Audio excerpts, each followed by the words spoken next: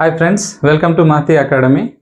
మనం గత వీడియోలో శాతవాహన సామ్రాజ్య స్థాపన ఏ విధంగా జరిగింది, వారి తొలి అధికార పీఠం ఏది, వారి యొక్క కులం ఏంటి, ఇలాంటి ప్రాథమిక అంశాలు తెలుసుకున్నాం. ఈ వీడియోలో మనము తొలి శాతవాహనుల కోసం తెలుసుకుంటాం. తొలి శాతవాహనులు అయితే మనకి FBO అదేవిధంగా ఈఓ ఎగ్జామ్స్ ఈఓ ఎగ్జామ్లో జనరల్ స్టడీస్ రాస్తున్నటువంటి అభ్యర్థులు ఈ వీడియో అంతా చూడొద్దు. మీకు ఈ కాన్సెప్ట్ నుంచి రెండు బిట్లు ఇంపార్టెంట్. అందులో ఒకటోది, నానిఘాట్ శాసనం ఎవరు వేయించారు, నానిఘాట్ శాసనం ఎవరు వేయించారు అనేది ఆప్షన్స్ ఏమివ్వచ్చు అంటే శాతకర్ణి 1, శాతకర్ణి 2, నాగనిక, గౌతమి బాలశ్రీ ఇవ్వచ్చు. నానిఘాట్ శాసనం వేయించింది నాగనిక. శాతవాహన వంశం కోసం తెలుసుకోవటానికి చాలా ప్రధానమైనటువంటి ఆధారం నానిఘాట్ శాసనం. సో ఇది వేయించింది నాగనిక, అదొక బిట్టు. ఇంకొక బిట్టు, గాథా సప్తశతిని సంకలనం చేసినది ఎవరు? గాథా సప్తశతిని సంకలనం చేసింది హాల చక్రవర్తి గాథా సప్తశతిని సంకలనం చేశారనమాట. అంటే శాతవాహనుల కాలం నాటి సాంఘిక పరిస్థితులు తెలుసుకోవటానికి అదొక ప్రముఖ ఆధారంగా ఉంది గాథా సప్తశతి. ఓకే, అయితే మరి తొలి శాతవాహనుల కోసం మనం తొలి శాతవాహనులు అంటే ఎవరంటే సామ్రాజ్య స్థాపకుడైనటువంటి శ్రీముఖుడు నుంచి గౌతమిపుత్ర శాతకర్ణి ముందు వరకు ఉన్నటువంటి చక్రవర్తుల్ని మనం తొలి శాతవాహనులు అని అంటాం. గౌతమిపుత్ర శాతకర్ణి నుంచి ఉన్నటువంటి ఇతర చక్రవర్తుల్ని మలి శాతవాహనులు అని అంటాము. తొలి శాతవాహనంలో మరి మొదటగా చెప్పాల్సింది శ్రీముఖుడు. మనం గత వీడియోలోనే చెప్పుకున్నాము. శ్రీముఖుడు లేదా సిముఖుడు అని కూడా శాసనాల్లో ఉంది. శ్రీముఖుడు చెప్పాం కదా, క్రీస్తు పూర్వం 231లో 231 BCలో సామ్రాజ్యాన్ని, స్వతంత్ర శాతవాహన సామ్రాజ్యాన్ని స్థాపించినటువంటి వ్యక్తి. శ్రీముఖుడు 24 సంవత్సరాలు పరిపాలించాడు. 24 సంవత్సరాలు పరిపాలించిన తర్వాత అతని తమ్ముడు కన్హా రాజ్యానికి వచ్చాడు. కన్హా మనకి 224 సంవత్సరాలు అంటే 208 నుండి ఇంచుమించుగా 207 ఆ ఏరియా నుంచి 197 వరకు పాలించాడు అనమాట కన్హా సోదరుడు. కన్హా ఇతని సమయంలో ఉన్నటువంటి ముఖ్యమైనటువంటి అంశాలు ఏంటంటే ఇతని యొక్క మహామాత్రుడు, అంటే కన్హుడి యొక్క మహామాత్రుడు అంటే ఒక ఉద్యోగి. దీనికి కూడా ఇంపార్టెన్స్ ఉంది, చెప్తాను. కన్హా యొక్క మహామాత్ర నాసిక్లో బౌద్ధ సన్యాసుల కోసం గుహలు తవ్వించాడు అనమాట నాసిక్లో. సో ఈ మహామాత్ర అనే టర్మ్ ఇంపార్టెంట్. ఇది కన్హేరి శాసనంలో ఉంది. ఏంటి ఇంపార్టెంట్ అంటే ఈ టర్మ్ బట్టే ఇది, అంటే ఈ మహామాత్ర అనేటువంటి ఉద్యోగులు మౌర్య సామ్రాజ్యంలో కూడా ఉన్నారనమాట. దానివల్ల మనకి మహామాత్ర అనే టర్మ్ని వీళ్ళు కూడా వాడటం వల్ల వీళ్ళు మౌర్యుల యొక్క పరిపాలనా విధానాన్ని అనుసరించారు అని చెప్పడానికి ఒక ఆధారం. ఈ మహామాత్ర అనేటటువంటి ఈ టర్ము మనకి కన్హేరి శాసనంలో ఉంటుంది. కన్హేరి శాసనం, కన్హేరి అంటే మనకి ముంబైలో వెస్టర్న్ ముంబైలో ఉంది కన్హేరి గుహలు, అక్కడ ఉన్నటువంటి శాసనం అనమాట. ఓకేనా, ఈ కన్హేరి శాసనంలో మహామాత్ర అనే టర్మ్ ఉంది. మహామాత్ర అనే టర్మ్ బట్టి వీళ్ళు మౌర్య పరిపాలన విధానాన్ని అనుసరించారని చెప్తున్నాం అనమాట. ఓకేనా, మౌర్యులు కూడా మహామాత్ర, ధర్మ మహామాత్ర అని ఉంది కదా, ధమ్మ మహామాత్ర అని అశోకుడు నియమించాడు కదా ధర్మాన్ని ప్రచారం చేయటం కోసం ఒక ఉద్యోగిని. సో అలా అనమాట. ఇక కన్హా తర్వాత రాజ్యానికి వచ్చినటువంటిది శాతకర్ణి 1, మొదటి శాతకర్ణి అనుకోవచ్చు. ఈయన 197వ సంవత్సరం నుంచి 179 BC వరకు పాలించాడు శాతకర్ణి 1 కోసం తెలియజేస్తున్నటువంటి ప్రముఖమైన ఆధారము నానిఘాట్ శాసనాన్ని శాతకర్ణి 1 వేయించలేదు. శాతకర్ణి 1 భార్య అయిన నాగనిక వేయించారనమాట. నాగనిక ఈయన్ని అప్రతిహత చక్ర అదేవిధంగా ప్రధానంగా దక్షిణ పదపతి అని కూడా పేర్కొంటుంది. అంటే ఈ దక్షిణ పదపతి అనే దానికి ఇంపార్టెన్స్ ఉంది. ఎందుకంటే ఇతని కంటే ముందున్నటువంటి ఇద్దరు రాజులు మరి దక్షిణ పదపతి అని చెప్పేయగలిగేటంతటువంటి సామ్రాజ్యం వాళ్ళకి లేదు. శాతకర్ణి 1 అలాంటి విజయాలు సాధించి దక్షిణాపధిపతి అంటే సౌత్ ఇండియాకి ఇప్పటి సింపుల్ లాంగ్వేజ్ లో చెప్పాలంటే సౌత్ ఇండియాకి కింగ్ అన్నట్టు. ఓకేనా? సో దక్షిణాపధిపతి అని ఈ నానిఘాట్ శాసనంలో నాగనిక శాతకర్ణి 1 పేర్కొంటుంది.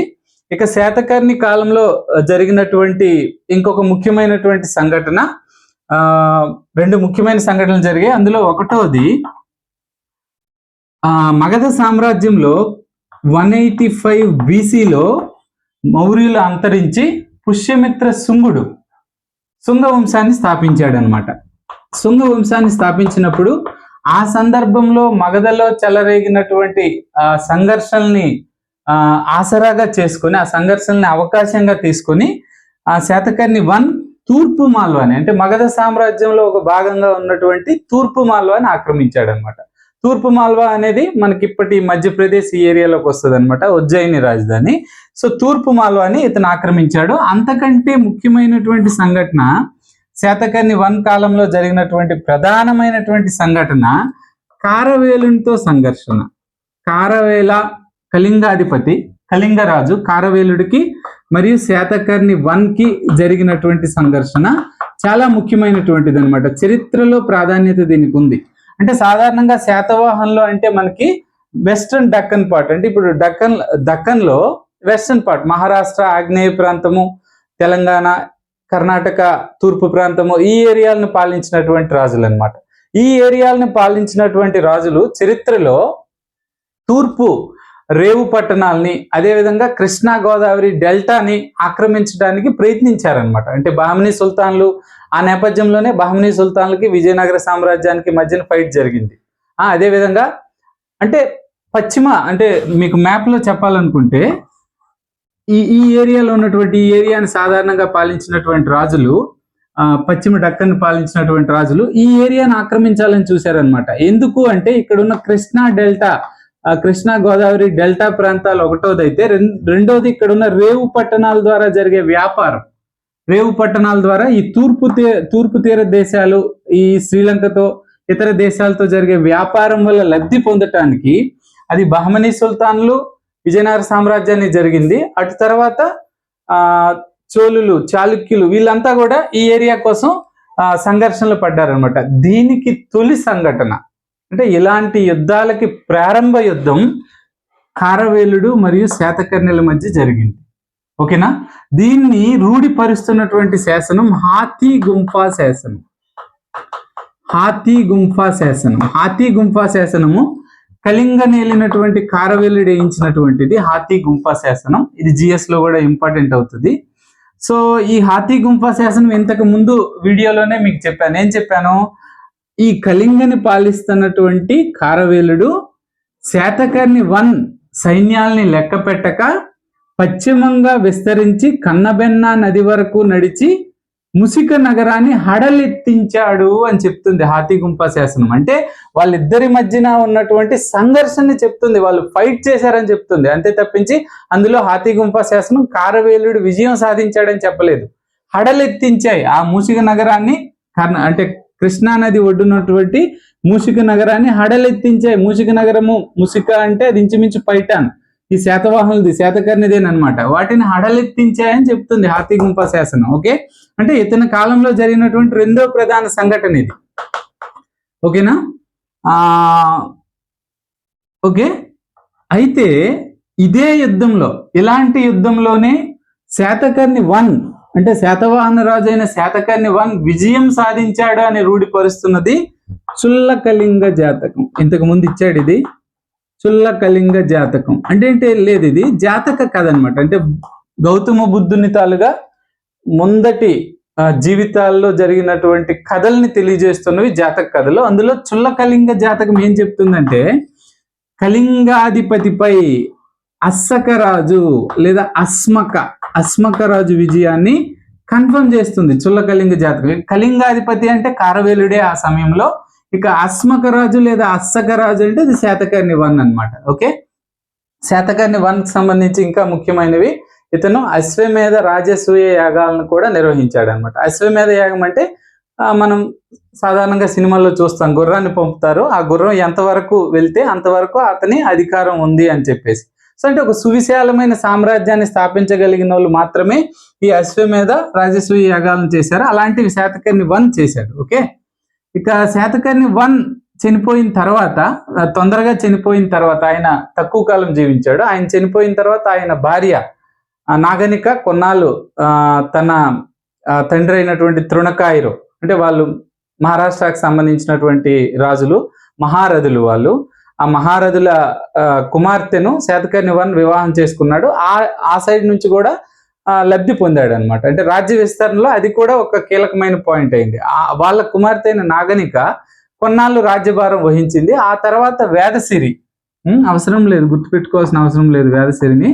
వేదసిరి తర్వాత రాజ్యం వహించాడు అనమాట. అంటే 79 నుంచి 162 BC వరకు. ఇది గుర్తుపెట్టుకోవాల్సిన అవసరం లేదు. వేదసిరికే మనకి పురాణాలేమో పూర్ణోత్సంగ అని చెప్తున్నాయి. పూర్ణోత్సంగ అంటే శుంగులని పూర్తిగా సంపూర్ణంగా ఓడించిన వాడు అని మనకి పురాణాలు చెప్తున్నాయి అనమాట. సో వేదసిరి కాలంలో అన్నదమ్ముల మధ్య ఘర్షణ జరిగింది. ఆ ఘర్షణని ఆసరాగా తీసుకొని మళ్ళీ కారవేలుడు తిరిగి దండెత్తి, ఈ కళింగరాజు తిరిగి దండెత్తి గుంటుపల్లి శాసనం తెలియజేస్తుంది అనమాట. మనకి గుంటుపల్లి శాసనం ఏం తెలియజేస్తుంది అంటే, కళింగాధిపతి మళ్ళీ శాతవాహన సామ్రాజ్యం మీద దండెత్తి ప్రిదుడ నగరాన్ని ధ్వంసం చేశాడు అని చెప్తుంది.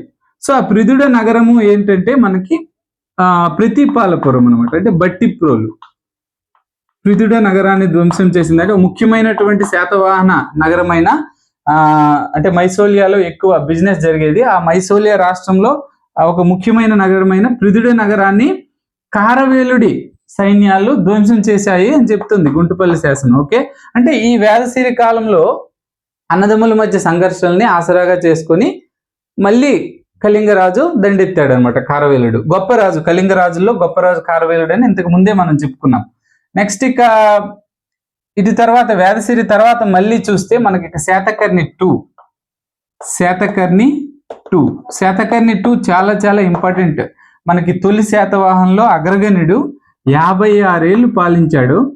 56 ఏళ్ళు, ఇంచుమించు క్రీస్తు పూర్వం 152 నుంచి ఎక్కడి వరకు వచ్చాం మనము, 162 కదా, కొన్నాళ్ళు వాళ్ళు పాలిస్తే 152 నుంచి 96 వరకు, 56 ఏళ్ళు BC. ఓకే, 96 వరకు పాలించాడు. ప్రధానంగా ఇతను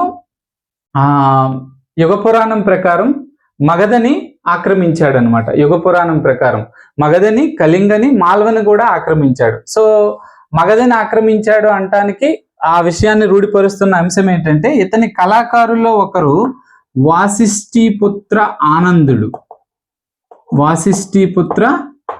ఆనందుడు మగధ సామ్రాజ్యంలో ఒక ప్రముఖ స్తూపమైనటువంటి సాంచి స్తూపం, మనకు భారతదేశంలో ప్రముఖ బౌద్ధ స్తూపాల్లో సాంచి స్తూపం ఒకటి కదా, ఆ సాంచి స్తూపం యొక్క దక్షిణ ద్వారంపై ఒక శాసనం వేశాడు. అంటే సాంచి స్తూపం యొక్క దక్షిణ ద్వారంపై ఒక శాసనం వేశాడు. ఎవరు? వాసిష్ఠీపుత్ర ఆనందుడు. ఎవరెతను? శాతకర్ణి 2 యొక్క కళాకారుల్లో ఒకడు. మరి కళాకారుల్లో ఒకడు అక్కడ సాంచి స్తూపంపై శాసనం వేయించగలిగినాడంటే అర్థం ఏంటి అంటే, అక్కడ ఆ మగధలో ఆ మాల్వా ప్రాంతంలో కూడా కొంత ఈ రాజు యొక్క పరిపాలన చెల్లిందనే కదా. సో అదొక పాయింట్ అనమాట. ఇక నెక్స్ట్ శాతకర్ణి 2కు సంబంధించి ఇంకొక ముఖ్యమైనటువంటి చాలా ఇంపార్టెంట్ అయినటువంటి విషయము, రెండో అంశం ఏంటంటే, సాధారణంగా శాతవాహనులు అనే టాపిక్ లో 2 సంఘటనలు ప్రధానంగా ముఖ్యమైనవి. ఒకటోది శాసనాలకు సంబంధించినటువంటి అంశం అయితే, దాంతో పాటు కారవేలునితో సంఘర్షణ ఒకటైతే, రెండోది శకులతో సంఘర్షణ. శకుల కోసం గత వీడియోలో మనం చెప్పుకున్నాము. సెంట్రల్ ఏషియా నుంచి వచ్చినటువంటి ఒక ట్రైబ్ వాళ్ళు ఇక్కడికి వచ్చి భారతీయ సంస్కృతిలో ఇక్కడ ఆక్రమించి భారతీయ సంస్కృతిలో మిళితమయ్యి ఆ భారతీయ పేర్లతో కొనసాగారని చెప్పుకున్నాం అనమాట. శకులు ప్రధానంగా సౌరాష్ట్ర అంటే ఇప్పటి గుజరాత్ ఏరియాని పాలించారు. ఓకేనా, శకులు గుజరాత్ ఏరియాలో ఉన్నారన్న వరకు గుర్తుపెట్టుకోండి. ఓకే, అంటే శకులు ఐదు టైప్స్ ఆఫ్ ఉన్నారనమాట, క్షాత్రపులని రకరకాలు. మనకి ఇక్కడికి ఏం అవసరం అంటే, గుజరాత్ లో వీళ్ళు శకులు గుజరాత్ను ఆక్రమించి అక్కడ పాలన చేస్తున్నారు. సో ఆ శకులతోటి శాతవాహనుల సంఘర్షణ మొదటిసారి శాతకర్ణి 2 కాలంలో జరిగిందనమాట. శాతకర్ణి 2 కాలంలో ఈ శకులతో సంఘర్షణ ముఖ్యమని చెప్తున్నాం కదా. ఈ శకులతో సంఘర్షణ మొదటిసారి శాతకర్ణి 2 కాలంలో జరిగింది. సో ఏంటి ధృవపరుస్తుంది ఈ అంశాన్ని అంటే మనకి కాలకాచార్య కథానిక, జస్ట్ ఎ మినిట్, శక శాతవాహన సంఘర్షణ ఎవరి కాలంలో జరిగింది? శాతకర్ణి కాలంలో ప్రారంభమైంది. శకులకి శాతవాహనులకి మధ్య సంఘర్షణ శాతకర్ణి 2 రెండవ శాతకర్ణి కాలంలో ప్రారంభమైంది. మరి కళింగ అధిపతితో అంటే కళింగ అధిపతి అయిన కారవేలునితో సంఘర్షణ మొదటి శాతకర్ణి కాలంలో జరిగింది. ఇవి చాలా ఇంపార్టెంట్ అన్నమాట. ఇలాంటివి మనం వదిలేసి ఏవేవో చదివితే అసలైన పాయింట్లు మర్చిపోతాం. ఓకే, శాతకర్ణి 2 కాలంలో శకులకి శాతవాహనులకి సంఘర్షణ జరిగింది. సో విదేశీయులైనటువంటి, మరి ఆ కాలంలో విదేశీయులు అనలేము, వాళ్ళ ఆరిజిన్ విదేశీయులు అనమాట. ఓకే, సో పశ్చిమ రాష్ట్ర సౌరాష్ట్రాన్ని పాలిస్తున్నటువంటి శకులు ఏది మనకి రూఢిపరుస్తుంది అంటే కాలకాచార్య కథానిక. కాలకాచార్య కథానిక అనే ఒక జైన గ్రంథం ఏం చెప్తుంది? ఈ జైన గ్రంథం అంటే ప్రతిష్టానం పాలిస్తున్నటువంటి, ప్రతిష్టానం అంటే పైఠాన్ శాతవాహనుల రాజధాని కదా, ప్రతిష్టానం పాలిస్తున్నటువంటి విక్రమాదిత్యుడు ఉజ్జయిని నుంచి శకులని తరిమాడు అని చెప్తుంది. ఆ తరిమిన దానికి విజయ చిహ్నంగా క్రీస్తు శకం 58 ఏడిలో విక్రమ శకాన్ని ప్రారంభించాడు అని మనకి కాలకాచార్య కథానిక అనే జైన గ్రంథము తెలియజేస్తుంది అనమాట. అంటే ఇక్కడ యాక్చువల్గా ఇది హిస్టరీలో వస్తుంది మనకి. అయితే ఈ విక్రమాదిత్యుడు ఎవరు అనే దానిపైన చరిత్రకారుల్లో ఏకాభిప్రాయం లేదు. విక్రమాదిత్యుడు మనకు 12 మంది విక్రమాదిత్యులు ఉన్నారు. ఈ విక్రమాదిత్యుడు ఎవరు అనేది స్పష్టంగా లేదు. అయితే ఒక విక్రమాదిత్యుడు ఈ సంవత్సరంలో శకులని ఓడించాడు, ఉజ్జయిని నుంచి తరిమాడు అని మాత్రం ఏకాభిప్రాయం ఉంది. మనకి ఇక్కడ ఏం కావాలంటే ప్రతిష్టానాన్ని పాలిస్తున్నటువంటి విక్రమాదిత్యుడు శకులని ఓడించి ఉజ్జయిని నుంచి తరిమి విక్రమ శకాన్ని ప్రారంభించాడు అని తెలియజేస్తున్న ఆధారం ఏంటి? కాలకాచారి కథానిక. ఓకే, అంటే మరి ఇక్కడ కాలకాచారి కథానిక ఎందుకు తీసుకున్నాడు రచయిత? కాలకాచారి కథానిక ప్రతిష్టానాన్ని పాలిస్తున్నా అని ఉంది. సో ఆ కాలంలో ప్రతిష్టానాన్ని పాలిస్తున్నది శాతకర్ణి 2, లేదా శాతకర్ణి 2 కాదు, శాతవాహన రాజు. ఎవరు అంటే బిఎస్ఎల్ హనుమంతరావు కుంతలుడు అని చెప్తున్నారు. తర్వాత కుంతల శాతకర్ణి ఉన్నాడు కదా, అతనని చెప్తున్నాడు. సో అది అంత ఇంపార్టెంట్ కాకపోయినప్పటికీ మీకు పాయింట్ తెలిసింది కదా.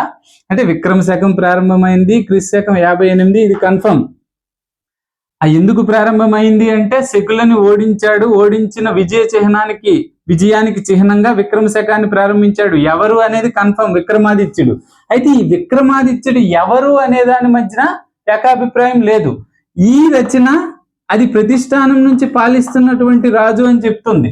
సో మరి ప్రతిష్టానం నుంచి ఆ కాలంలో పాలించే రాజులు శాతవాహనులని మనం చెప్తున్నాం అనమాట. ఓకే, సో అదొక పాయింట్ శకులను ఓడించారనడానికి. ఇంకొక పాయింట్ ఏంటంటే Periplus of the Erythraean Sea, Periplus of the Erythraean Sea అనేటటువంటి ఒక గ్రీకు గ్రంథం.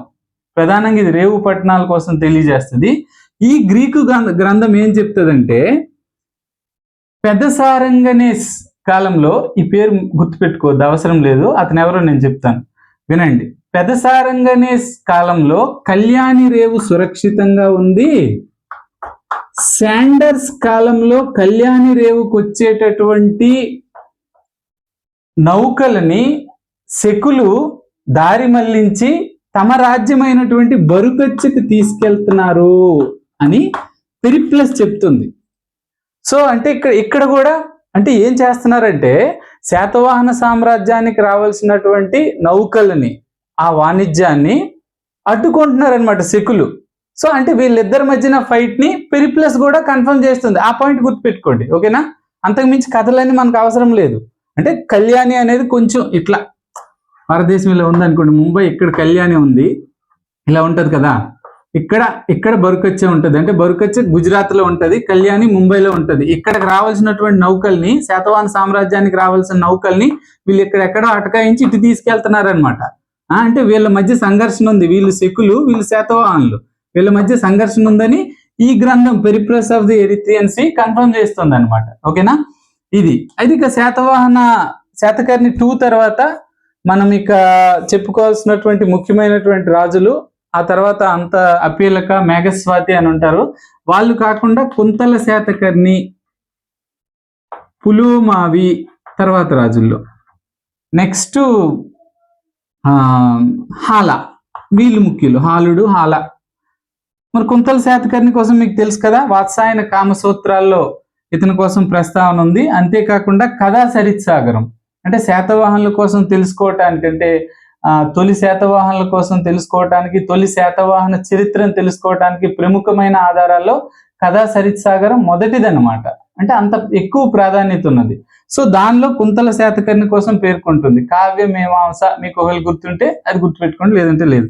కుంతల శాతకర్ణి కోసం ఈ 3 తెలియజేస్తాయి: కథ, వాత్సాయన కామసూత్రాలు, కావ్య మీమాంస, కథా సరిత్సాగరం.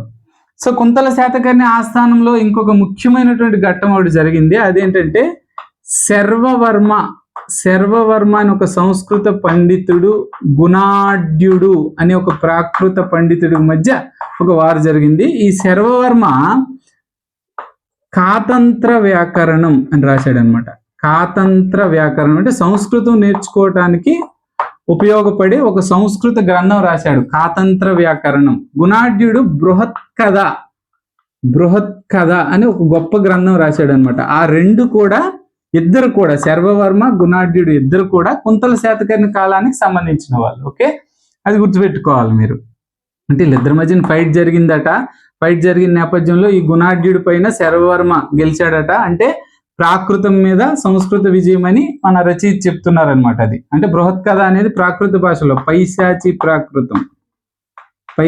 ప్రాకృతంలో రాసింది. కాతంత్ర వ్యాకరణం అనేది సంస్కృతంలో రాసింది. అంటే అప్పటికే ప్రాకృతం వెనకబడి సంస్కృతం ముందు వరుసలోకి వస్తుందని చెప్తున్నారు. అదే మొత్తానికి మీరేం గుర్తుపెట్టుకుంటారంటే శర్వవర్మ ఇది రాశాడు, గుణాఢ్యుడు ఇది రాశాడు అని గుర్తుపెట్టుకోండి. ఓకే, నెక్స్ట్ పులోమావి కోసం ఏం చెప్తున్నారంటే మత్స్య పురాణం ప్రకారం కాన్వ అంటే మగధ సామ్రాజ్యం చివరి రాజు కాన్వ సుశర్మని చంపింది పులోమావి అని చెప్తుంది. ఆ ఒక పాయింట్ గుర్తుపెట్టుకోండి. ఇక హాల చక్రవర్తి అభిధాన చింతామణి దేశీ నామమాల, అదేవిధంగా లీలావతి కావ్యం, ఇవన్నీ కూడా ఇతని కోసం, హాల చక్రవర్తి కోసం తెలియజేస్తున్నాయి. ఇక హాలుడే గాథా సప్తశతిని సంకలనం చేశాడు. దాని ద్వారా శాతవాహనుల కాలం నాటి సాంఘిక పరిస్థితులు తెలుసుకోవటానికి చాలా ముఖ్యమైనటువంటిది అందులో మొన్న ఇచ్చాడు అనమాట. ఒక రొమాంటిక్ కథలు అంటే ప్రేమ కావ్యం అది అని చెప్పి మొన్న ఎగ్జామ్లో ఒక బిట్ అడిగాడు అనమాట. గాథా సప్తశతి అందులో ఉన్నటువంటి ఆ 700 గాథలు రొమాంటిక్ గాథలు అన్నట్టు మొన్న ఒక బిట్ అడిగాడు మనకి. అంటే రొమాంటిక్ గాథలు అని అప్పుడు తెలిసింది. ఓకేనా, రైట్. ఇది తొలి శాతవాహనుల కోసం. ఇక మలి శాతవాహనుల కోసం నెక్స్ట్ వీడియోలో తెలుసుకుందాం. Thank you.